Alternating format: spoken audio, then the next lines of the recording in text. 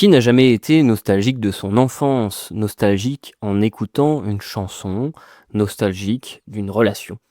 C'est un sentiment que je trouve assez dur à expliquer parce que, au premier abord, la nostalgie, ça renvoie quand même à ce qui va être du domaine de la tristesse, du domaine du regret, du non vécu même peut-être, enfin du vécu mais du manque de ce vécu, alors que ça peut être aussi à la fois quelque chose de très confortable.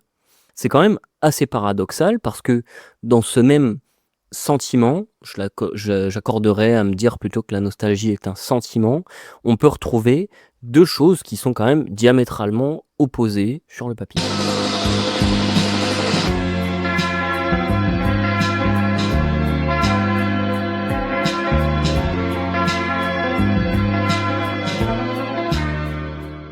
Hello la team, c'est Coach Tutur. On se retrouve pour ce nouvel épisode d'À cœur et muscles ouverts, dans lequel je parle de sujets qui me tiennent à cœur et dont j'aime bien parler, philosopher, penser et surtout parler de sujets qui interviennent dans mon parcours et qui pourraient t'aider aussi dans ton combat vers le bonheur qui, comme moi, est un chemin que je parcours encore.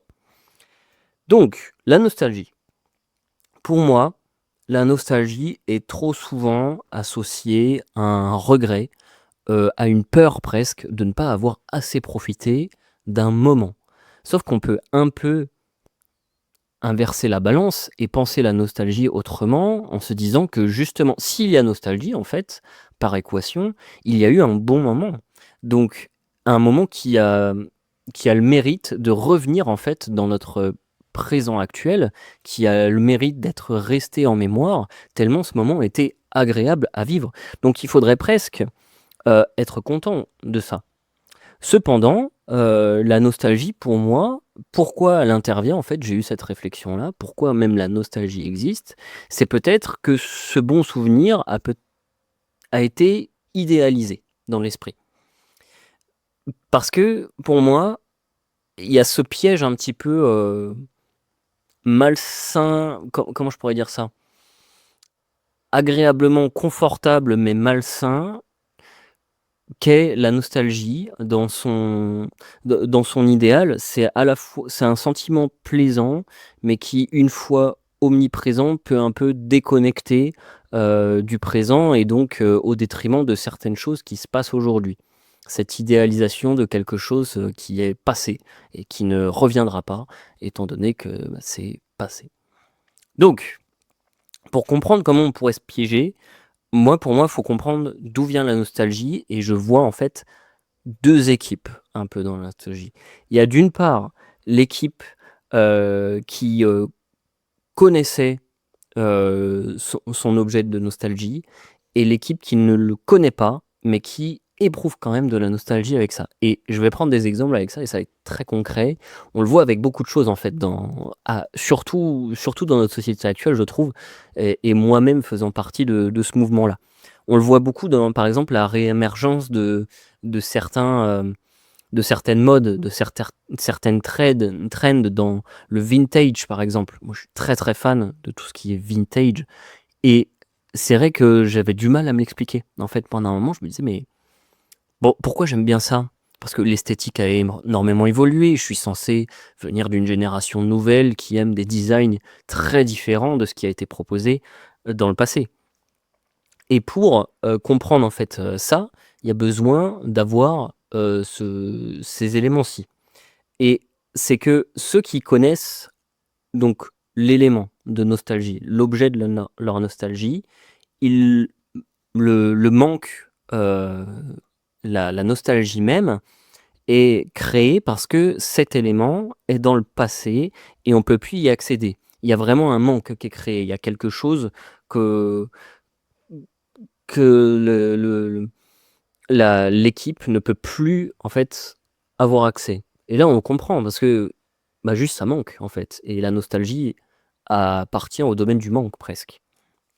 Mais moi, plutôt, ce qui m'intéresse, c'est la team, qui ne connaît pas, en fait et ceux qui ne connaissent pas, c'est parce que, l'idée même que l'élément, de leur nostalgie, même s'ils ne connaissent pas, appartient à Nostalgie, c'est parce qu'elle est vraiment cet élément, pardon, est très idéalisé. Je m'en mêle un petit peu, mais c'est là où je veux venir à ce point-là, en fait. Pour moi, il y a vraiment ce truc de l'idéalisation, de l'objet de notre, nostalgie.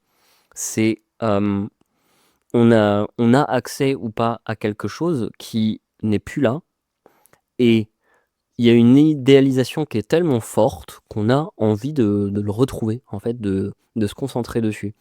Et ça, bah, je le rapplique, ouais, au domaine du vintage. Je suis sûr que j'en ai des trucs un peu plus peut-être vintage. Alors non, j'en ai pas sous la main, mais mon look, par exemple, mon look, on va parler de ça. Je suis en mode moustache mulet. C'est quelque chose d'un peu vieux, tout ça. C'est quelque chose que je suis pas censé avoir connu. Et pourtant, c'est une mode à laquelle je m'identifie. Et des fois, je me dis, putain, j'aimerais bien l'époque des boots avec les jeans, tout ça, veste en cuir. C'était quand même stylé avec les vieilles voitures. Il y a quelque chose, il y a une âme, alors que je n'ai pas du tout connu ça. Pas du tout, du tout, du tout.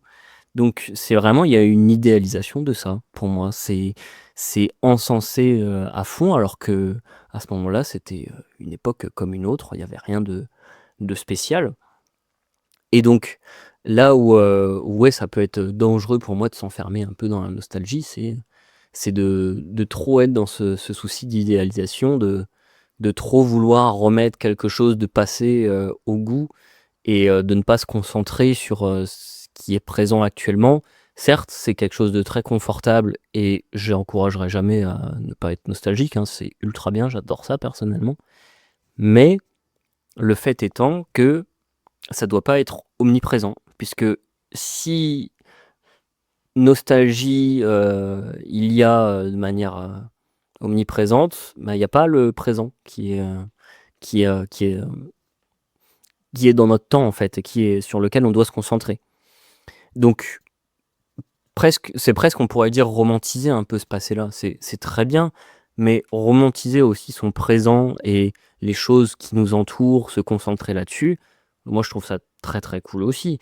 Et pourquoi pas même à la limite se servir du passé pour s'inspirer de certaines choses. Et j'aime beaucoup ce genre de produits, on va rester dans le côté très matérialiste, mais des objets un peu, alors ils appellent ça comment ça? Néo-rétro, un peu. C'est cette idée d'utiliser des concepts passés qui étaient très sympas, mais de les réutiliser avec une fibre très actuelle. Et je trouve ça très cool. Parce que de toute manière, vouloir absolument retourner dans son passé par souci de beauté du passé, bah, c'est pas possible. Et se concentrer uniquement sur ça, et ce sera mon mot de fin, c'est littéralement stagner. C'est juste stagner, vouloir retourner dans un passé qui n'est plus et ne pas se concentrer sur le présent et vouloir s'inspirer du passé encore une fois, bah c'est ne pas aller de l'avant, ne pas se servir de certaines choses. C'est juste rester à sa place, le regard fixé sur un passé qui est déjà très loin et qui commence à devenir flou. D'où son idéal. Donc voilà, on se retrouve pour un prochain épisode. Ciao, bisous.